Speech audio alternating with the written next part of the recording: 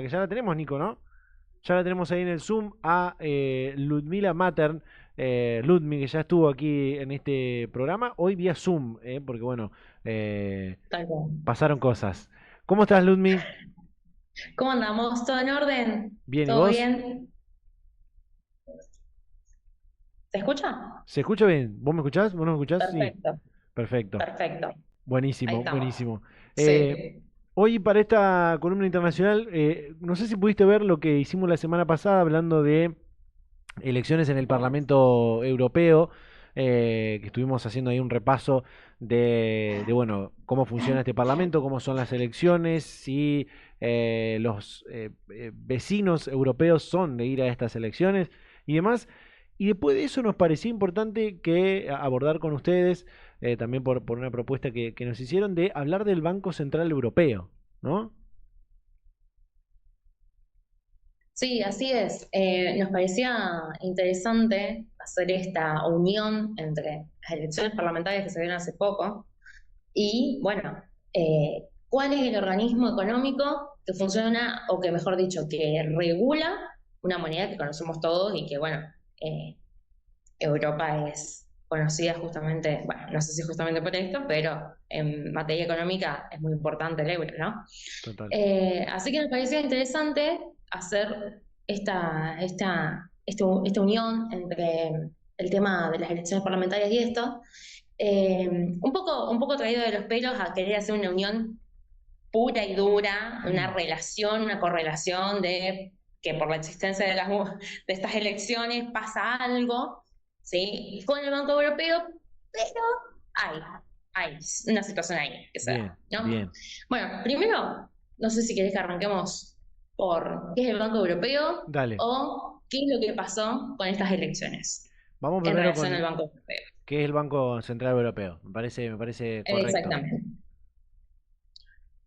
Bueno, entonces, tenemos que el Banco Central Europeo, como todo banco central, se encarga de gestionar la emisión, en este caso, de su moneda, que es el euro, ¿no? Bien. Bien, por el otro lado, una función súper importante que tiene el Banco Central Europeo es la de formular y controlar la política económica y monetaria de la Unión Europea. ¿Sí? Esto es muy relevante, ¿por qué? Porque no es solo la política económica y monetaria de aquellos países que corresponden a la eurozona, es decir, países que utilizan la moneda euro, sino de todos aquellos que están en vinculación o en relación, o mejor dicho, que son parte de la Unión Europea. Ujú.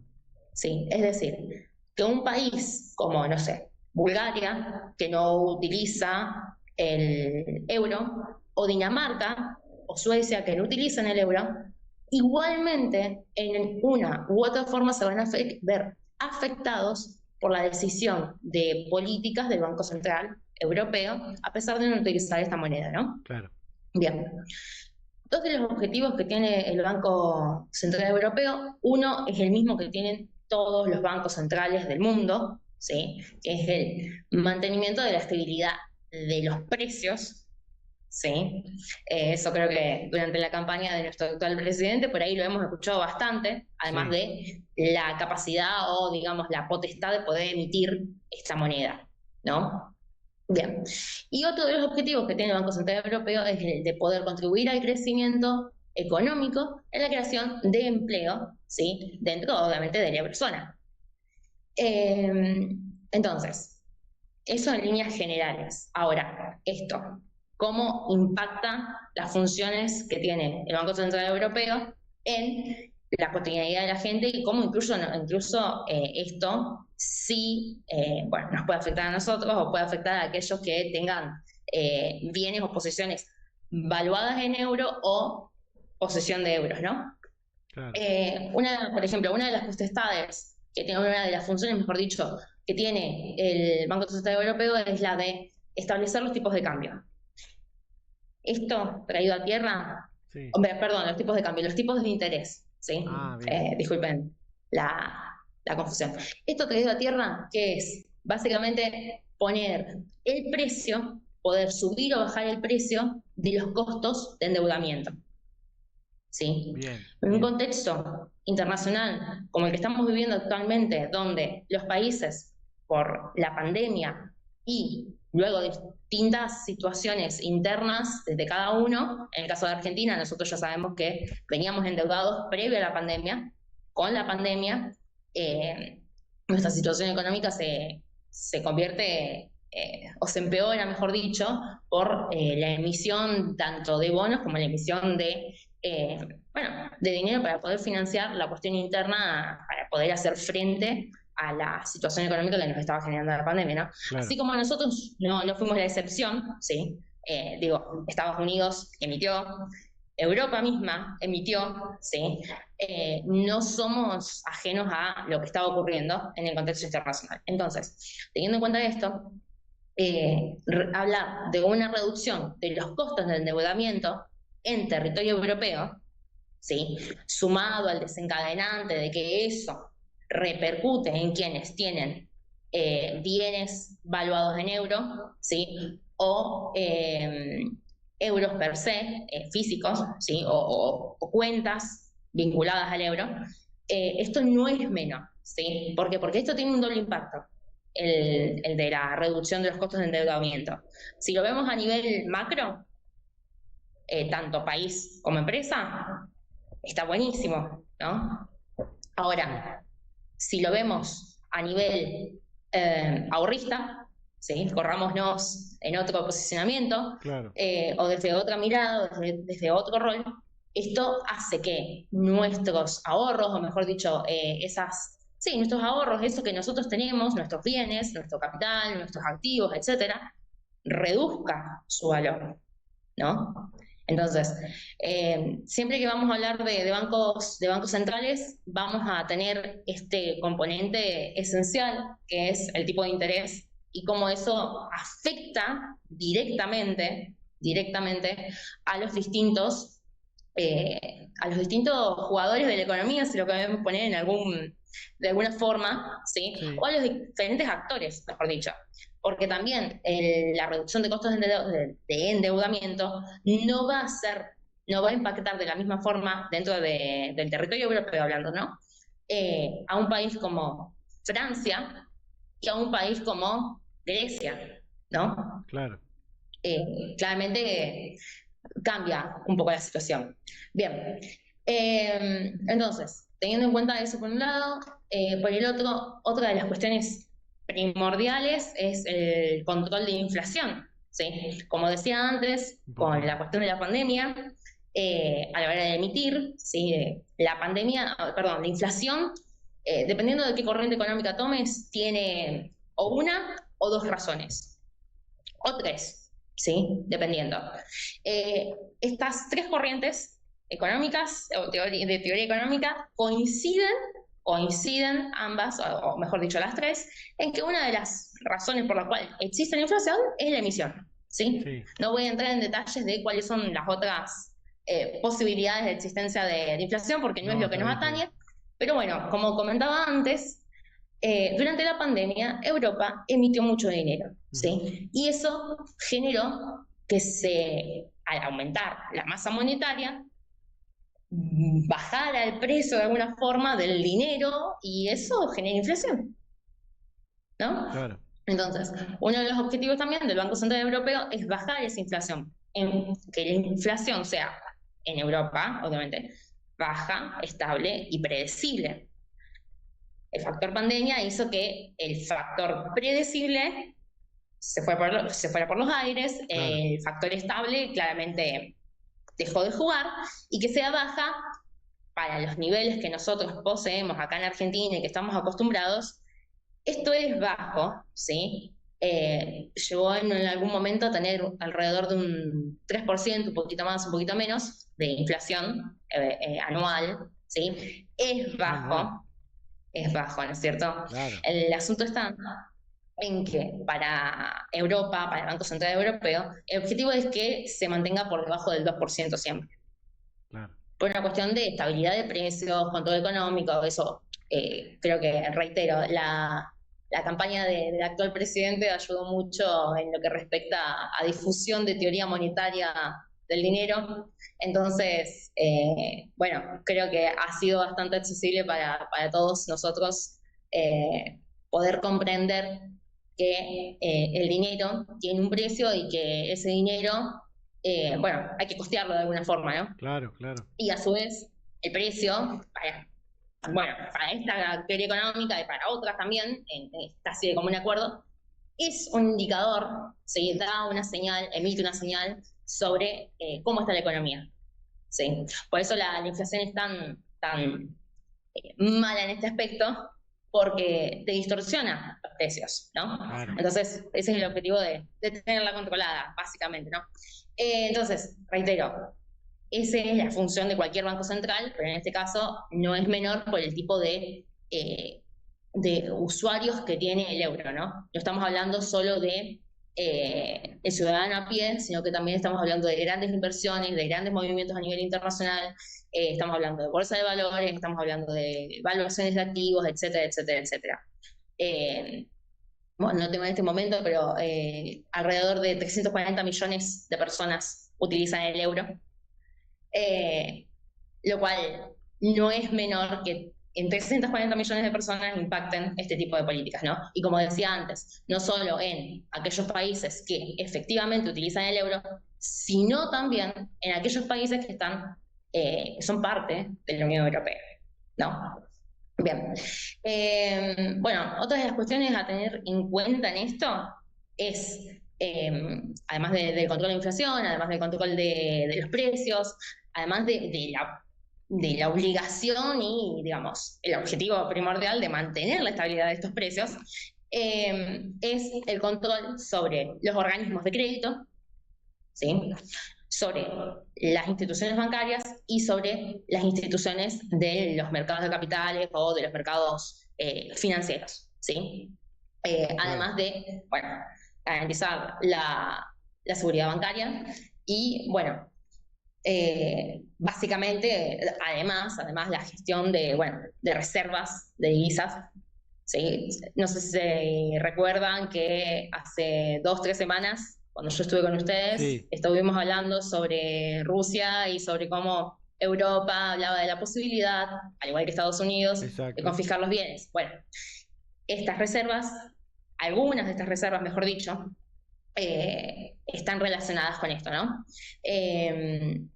Bien, entonces, en relación a las elecciones pasadas y a las funciones del Banco Central, ¿sí? A las elecciones parlamentarias, disculpen, ¿qué ocurre?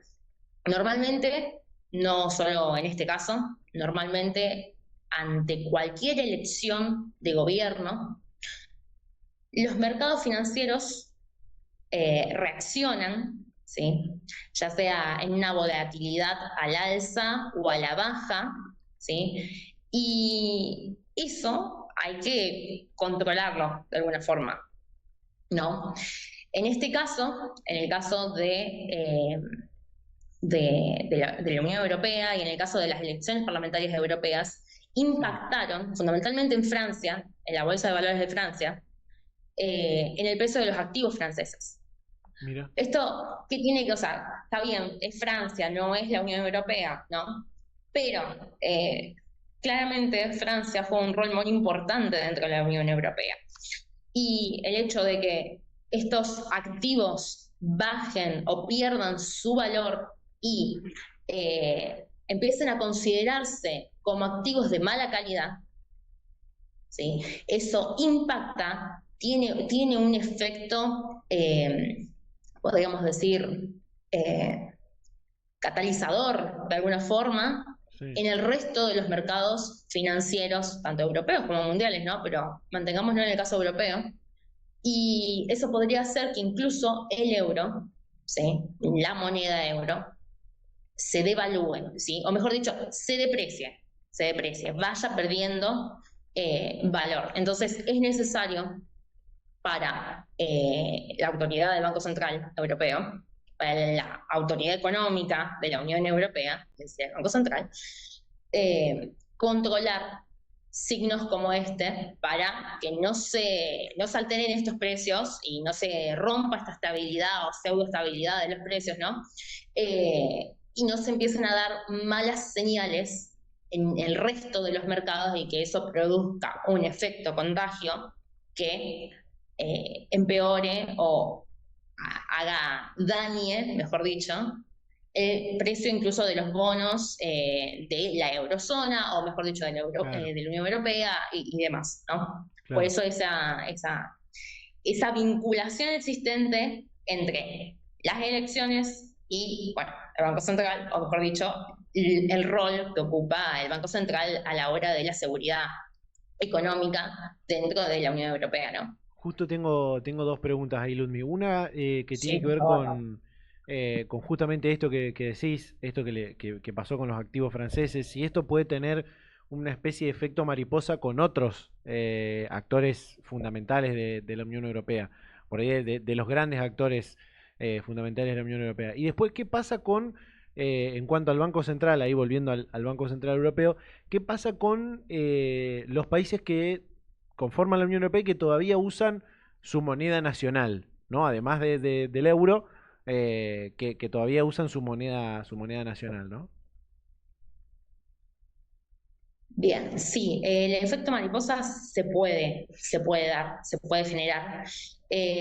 Cabe destacar que me estaba olvidando, Ajá, en el caso francés, un detalle no menor, y es por eso que, digamos, impacta más en el caso francés y no en el resto de los mercados financieros europeos, es que Francia, o mejor dicho, Macron, vamos a ponerlo en palabras muy, muy coloquiales, pero Macron, cuando ve los resultados y estos resultados no son de su agrado debido a que el nacionalismo francés tuvo una muy buena elección, sí, ¿sí? Decide cerrar la asamblea y volver a llamar a elecciones, ¿sí? Es como si mañana a Milei no le gustase el resultado de las elecciones a diputados, cierra Congreso, llama a elecciones de nuevo para ver qué es lo que ocurre, claro, ¿no? Básicamente eso fue lo que pasó en Francia. Entonces, esto claramente se vio repercutido en la bolsa de valores sumado a los resultados, ¿no? Eh, en línea de lo que vendría a ser mercado financiero, nunca conviene o no es tanto de preferencia un gobierno tendiente a la derecha, muy a la derecha, a un ah, mira, gobierno tendiente muy a la izquierda, estamos hablando de los dos polos, debido a que ambos polos normalmente suelen tener una tendencia al control mayor, ¿sí? Venimos hablando del Banco Central, o sea, estamos hablando de claro, aún claro, más control, ¿sí? Sobre la economía y sobre la producción y sobre, bueno, y sobre qué se puede invertir y qué no se puede invertir, y a la hora de poner restricciones a los tipos de inversiones, estos tipos de gobiernos siempre suelen favorecer las inversiones de tipo industrial o de tipo productiva por sobre las inversiones especulativas, que bueno, son las que corresponden mayormente al mercado financiero, ¿no? claro. Entonces, ese es el problema, que incluso todo esto que ocurre en Francia se puede haber repercutido en otras bolsas de valores, ¿no? Porque no nos olvidemos que este sistema, el sistema financiero es un sistema financiero internacional, o sea, está interconectado, ¿sí? Y todo esto en algún momento va a repercutir, o sea, si no se maneja y no se le da una buena gestión, puede llegar a repercutir en otras bolsas de valores de Europa primero y, bueno, más tarde en Nueva York o en Londres. Claro, Y con lo que eso significa, ¿no? claro, claro. Y me quedaba la otra pregunta ahí, que era lo de los países que tienen su moneda local y qué pasa ahí con el banco, cuál es el rol ahí del Banco Central Europeo, digo, con esos países que, si bien tienen el euro, siguen operando con su moneda nacional, ¿no? Exactamente. Bueno, es así. Dentro de los países europeos se puede ser parte de la Unión Europea, pero no necesariamente de la eurozona. Bien, Bien, entonces, dentro de los países que son parte de la Unión Europea, hay 7 que no utilizan el euro. sea, no, si vos vas a uno de estos países con euro, te lo van a aceptar como si fuese una divisa, como si Claro, viene alguien a Argentina con euro, de claro. la misma forma. Bueno, ahí está, muy importante. ¿Cuál es la relación del Banco Central Hmm, Europeo con estos países? Claro, si estos países tienen bancos centrales y el resto de los países que no tienen euro, también tienen bancos centrales. ¿Sí? Pero ¿qué pasa? Es diferente el rol que ocupan los bancos centrales en estos dos tipos de países. sí. Bien, vamos a centrarnos en los que no usan euro.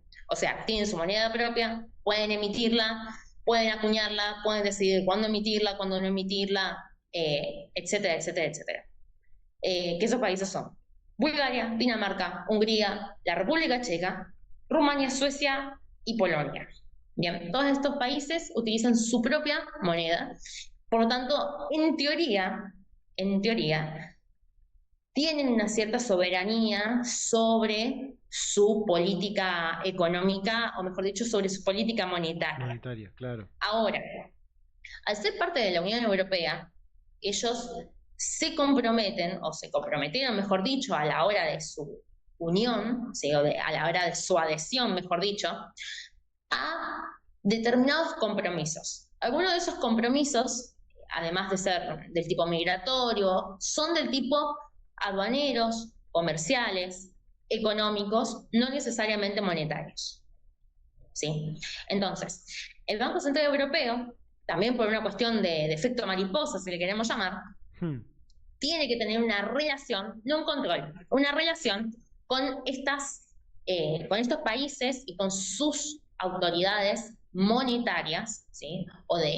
O con sus bancos centrales, para poder hablar de una coordinación de política económica a la hora de, bueno, no te voy a estar diciendo qué es lo que vos tenés que hacer con tu moneda, claro. pero sí coordinemos, entre comillas, qué es lo que vamos a hacer en relación a aranceles, comercio, logística, inmigrantes, pagos, gestiones bancarias, incluso.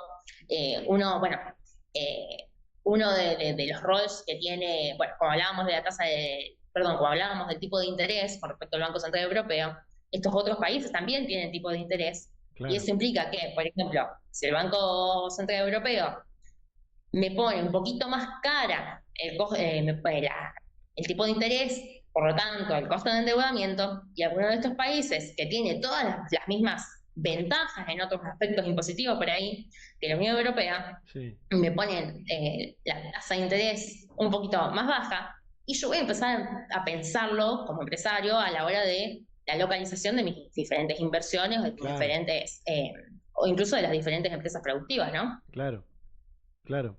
Lo pienso en términos de las inversiones, en qué tipo inversiones en los países, en estos países que por ahí no operan con el euro o no están dentro de la eurozona, que traigan inversiones de otros países que sí operen con el euro, ¿no? Grandes inversiones de otros países. Quizá con un ejemplo parecido, estoy pensando quizá en un ejemplo parecido a lo que está por pasar acá en Argentina, pero en estos países que no están dentro de la eurozona. Paso a otro tema porque este tema es especial para incluso otra columna de Unión Europea sobre países que no operan con el euro. Pero paso al tema G7. Me quedan algunos minutos más, Ludmi. Eh, Bien, Quiero preguntarte sobre la reunión del G7. ¿Qué onda con la reunión del G7? ¿Con qué nos tenemos que quedar de eso?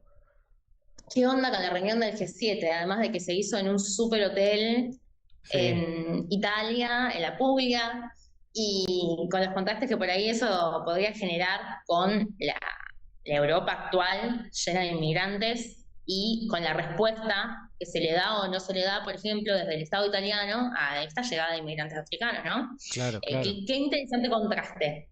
Bien, hablando de eso, justamente la migración y África per se fue uno de los temas de agenda que se tocó en la reunión del G7. Sí, Bien, vamos a ir desde el principio. G7, ¿qué es el G7? El G7 es básicamente un grupo de presión, ¿sí? Así como lo escuchan, bien. es un grupo de presión correspondiente a, bueno, o mejor dicho, grupo de los siete, ¿sí? Son siete países o las siete potencias más económicamente pudientes del mundo, o que por lo menos lo eran en su momento de creación, que fue en 1973, en el marco de lo que fue la crisis del petróleo, Ajá. ¿sí? Y actualmente está compuesto por, bueno, siete países que son Estados Unidos, Japón, Alemania, la Unión Europea, perdón, no, la Unión Europea no, la Unión Europea fue una invitada, pero bueno, Italia, Canadá, Francia y el Reino Unido. Así como decía recién lo de la Unión Europea, hubo varios invitados, ¿sí? Entre ellos fue el Papa, ¿sí? Narendra Modi, el primer ministro de India, bueno, el presidente del Consejo Europeo y, bueno, von der Leyen, que es la presidenta de la Comisión Europea, ¿no? A su vez, entre los invitados estuvo nuestro presidente. No es un dato Sí, menor ese. para nada menor. Eh, para nada, porque también una de las invitadas, ¿sí? Fue la directora del FMI, Ujú. Kristalina Georgieva. Sí, Eh, Así que ahí también hay un detallito que voy a comentar en unos minutos. Con respecto a los invitados, ¿qué ocurre? Se invita a discreción, ¿sí? bien. A discreción del anfitrión, en este caso fue Giorgia Meloni, la presidenta italiana, y bueno, justamente por eso nuestro presidente fue uno de los invitados, ¿no? Claro. Eh, en esta cumbre y en lo que respecta a una reunión importante que tuvo Milei con la directora del FMI, se terminó de acordar, por ejemplo, un desembolso de 800 millones de dólares para Sí. Argentina, lo cual no me parece menor recalcar en este momento, ya que estamos hablando de las cuestiones de los bancos centrales, de los organismos de créditos y demás, que, bueno, organismos de crédito ya han hablado bastante con Irene, Sí. así que saben de lo que estamos hablando con respecto a FMI y que desembolse de nuevo, ¿sí? Dinero en Argentina con, bueno, una amenaza por parte de China que hemos tenido con respecto a la pérdida de financiamiento de los swaps. Claro. Entonces, me parece que no es menor recalcar eso o destacarlo. Bien, así como en todas las cumbres de cualquier grupo o cualquier cumbre de un organismo o lo que sea, siempre hay una agenda a tratar. En el caso de la agenda para la cumbre en Italia o en Puglia, mejor dicho, este año, eh, los temas más resonantes o los temas que más ruido hicieron fueron, bueno, los ya tratados que tanto hemos escuchado o estamos escuchando durante estos días, que son la guerra en Gaza o el conflicto en Gaza, como Sí. lo querramos ver, la guerra en Ucrania, ¿sí? Y la posibilidad o no de adhesión de China debido a que, bueno, China claramente no es parte del G7, sí del G20, pero todos somos testigos de cómo China ha tenido un ascenso económico grandísimo durante estas últimas 2 décadas, Ujú. 3 décadas, si nombramos los 90, y bueno, cómo eso se ve como una especie de amenaza, Claro. ¿sí? Para estos países del G7, que no nos olvidemos que siguen siendo países industriales o que en su momento eran las potencias industriales más poderosas del planeta, ¿no? Entonces tenemos dos guerras por un lado, tenemos China como ascendente económico, y bueno, después tenemos los clásicos temas como seguridad, el comercio, la igualdad, el cambio climático, que no es una cuestión menor, vuelvo con esto de que son países con un perfil industrial muy importante, Claro, ¿sí? claro. Exactamente. Y bueno, reitero, África y la migración, no nos olvidemos que esto se hizo en Europa, se hizo en Italia, país que junto con España son los primeros, más Italia que España incluso, son los primeros que reciben a los migrantes africanos a través del mar, ¿no? No es una cuestión menor, ya que se les ha hecho una problemática importante, ¿sí? Y que no es fácil de gestionar, por lo menos que no se les ha estado generando, no se les ha sido muy fácil de gestionar, y más en gobiernos como en el caso de Giorgia Meloni, que tienen un corte nacionalista muy marcado, ¿sí? Y lo que implica ese corte nacionalista tan marcado a nivel social. Sí. Claro. No digo que el gobierno de Giorgia Meloni no genere ayudas del tipo social, pero una cosa es este tipo de ayudas a connacionales italianos y otra cosa es ese tipo de ayuda a migrantes extranjeros que ni siquiera son conciudadanos o, bueno, o europeos. ¿Sí? Claro. Por eso comentaba antes que un interesante contraste y que no es menor lo que estaba ocurriendo. Ujú. Hubo ahí un encontronazo entre Meloni y Macron por el tema eh, inmigratorio, ¿no? Meloni diciéndole que era como muy... así lo entendí yo, no sé si está bien, como que eran muy blandos en Francia con el tema inmigratorio, ¿puede ser una cosa así? Tal cual, sí, sí, sí, sí. Una cosa así, vamos a ponerlo así, como que eran muy, muy blandos, que dejaban Sí, entrar mucha gente y que si ellos tenían problemas económicos, no era problema de Italia, claro, ¿sí? Y si eso le generaba alteraciones en la cuestión política, tampoco era problema de Italia, era problema de ellos, y que algo estaba relacionado con esto bueno, de que sean tan blandos con la política migratoria. claro, No nos olvidemos, como decía antes, en Francia tuvo una muy buena elección la derecha francesa, claro. ¿sí? Eh, entonces, con esto del nacionalismo y con esto de la xenofobia tan fuerte, tan palpable, eh, no es de llamar la atención ese resultado. Claro. Y bueno, y tampoco que le diga esto Meloni a Macron. Para nada, para nada. Bueno, además tenía la posibilidad de decírselo porque era la anfitriona, ¿no? Probablemente Tal si cual, hubiese sido tal al cual. revés, hubiese Igual sido... viste que ella en su carácter es medio un Es, poco como es, nuestro presidente exacto. te voy a decir lo que yo te tengo que decir sin Sí, sí, importarme sí. lo que a vos te pienses o lo que a vos te pase con lo que yo diga. Eh, Ningún tipo de pero pelo en la bueno, por ahí lengua. un poco más polite. Sí, sí, sí, totalmente.